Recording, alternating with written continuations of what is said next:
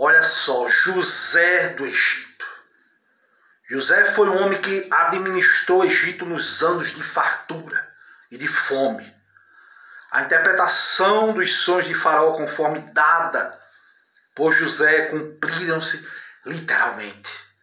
E vamos destacar 4 fatos importantes. O primeiro dele é que José armazena alimento nos anos de fartura.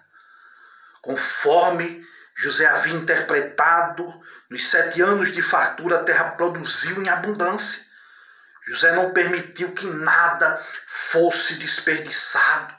Ele ajuntou o mantimento durante os anos de abastança nos campos férteis, próximo ali das redondezas do Egito.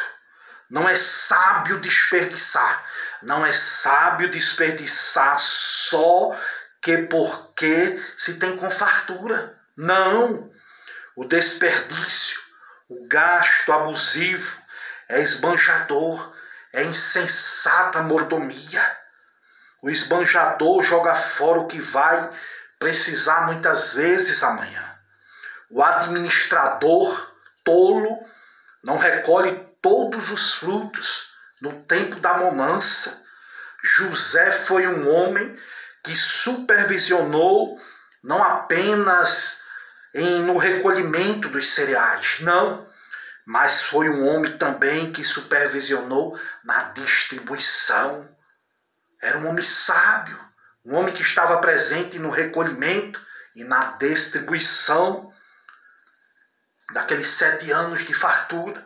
Em segundo lugar, eu vejo que José não armazena mágoa em relação ao seu passado. Embora tenha sido sua mãe que deu nome aos seus filhos, os nomes dos filhos de José, quem deu foi o próprio José. Aleluias, o fim do velho era chegado. O potencial do novo estava chegando. É digno de nota que José dá aos seus filhos nomes hebraicos, nomes bíblicos. José foi um homem que não nutriu vingança contra os que fizeram amargar 13 anos de sofrimento. Não.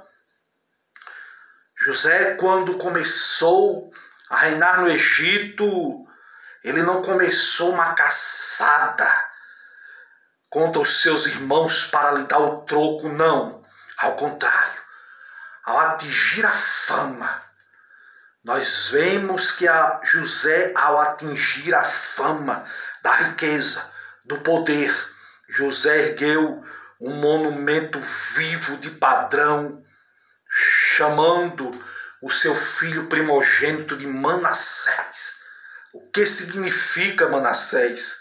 Significa que Deus me fez esquecer de todos os meus trabalhos e de toda a casa do meu pai.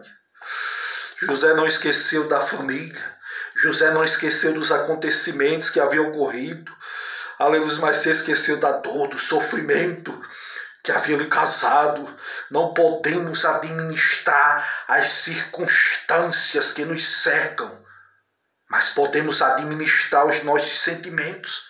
Não podemos administrar o que as pessoas fazem contra nós, mas podemos decidir como vamos reagir a essas ações. José escolheu guardar o seu coração da mágoa. Deus tirou do coração de José as lembranças inconsoláveis, as memórias rancoráveis. Manassés significa perdão. José olhava para o seu filho, Manassés, e trazia à memória a decisão de esquecer o passado, de esquecer os sofrimentos. O perdão é uma necessidade vital para quem deseja uma vida vitoriosa. Quem não perdoa vive na pior das masmorras. O ódio mata, mas o perdão dá vida. O ódio mantém a pessoa prisioneira, mas o amor liberta. É impossível ter uma vida saudável, uma família saudável, sem o exercício do perdão. Nutrir mágoa por alguém é como tomar um copo de veneno, pensando que o outro é quem vai morrer. O perdão cura, o perdão liberta, o perdão restaura, o perdão é a asepsia da alma, é a faxina da mente, é a alforria do coração, é o perdão. Em terceiro lugar, eu vejo que José demonstra gratidão em relação ao seu presente e futuro. O segundo filho de José é um monumento vivo da generosa graça divina, da providência divina.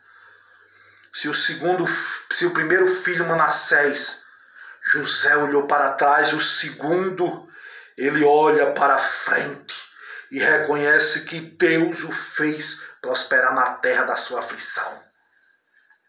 Enquanto Manassés significa perdão, Efraim, seu segundo filho, significa duplamente frutífero. A prosperidade é resultado do perdão. Ninguém é verdadeiramente próspero até que esteja com o coração completamente livre de mágoas.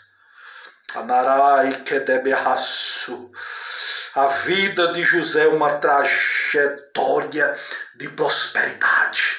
É o que vemos na palavra. Foi próspero na casa de Jacó, seu pai. Foi próspero na casa de Potifar. Foi próspero na prisão. Foi próspero no palácio. Aonde José chegava, a prosperidade chegava junto. Por quê? Porque a mão de Deus era com José. As pessoas que viviam perto dele eram abençoadas. Por meio de José fluíam as bênçãos de Deus. Mesmo quando estava sendo afligido, era um homem abençoado. Agora, depois do treinamento da aflição, e guinado ao trono para ser o provedor dos famintos, o salvador do mundo, José saiu das profundezas da humilhação para as alturas da exaltação. Essa viagem rumo ao topo foi conduzida pela mão providente de Deus. E em quarto lugar, para nós encerrarmos, José abre os celeiros do Egito, se torna o provedor do mundo nos anos de fome. Quando a fome apertou no Egito, as pessoas recorreram a Faraó, que ordenou o povo a procurar por José. Pessoas vão procurar por você, para você ajudá-las. No momento em que a fome apertou em todo o mundo, José abria os celeiros, aleluias, da providência para ajudar os egípcios. José tornou-se um provedor dos povos. Ele tinha pão, fartura no tempo da fome, alimentava o povo dentro, fora do Egito. Sua provisão era abundante. A administração desse homem era sábia, sua sabedoria, meu amigo, era um presente de Deus. Deus forjou José para aquela hora de crise. As circunstâncias foram tenebrosas, é verdade, mas a sua luz do pico dos montes alumiou os povos, as nações, porque ele não se insurgiu contra Deus, não se revoltou contra Deus. Aqui é o segredo da vitória de José. Aleluia, foi usado por Deus para salvar as nações da fome cruel. Aleluia, José é um modelo para os que nasceram para governar. O homem Charles Swindoll falou e observou que Deus derramou sobre José 3 princípios importantes. Primeiro, as aflições prolongadas não precisam nos desencorajar. Em segundo lugar, Swindoll falou que as lembranças desagradáveis não precisam nos derrotar. E em terceiro lugar, as grandes bênçãos não precisam nos desqualificar para o serviço. Era governador, mas estava ali para servir o povo, a nação, para a glória de Deus. Que Deus nos abençoe e que nós possamos guardar e meditar nesta palavra em nome de Jesus. Amém.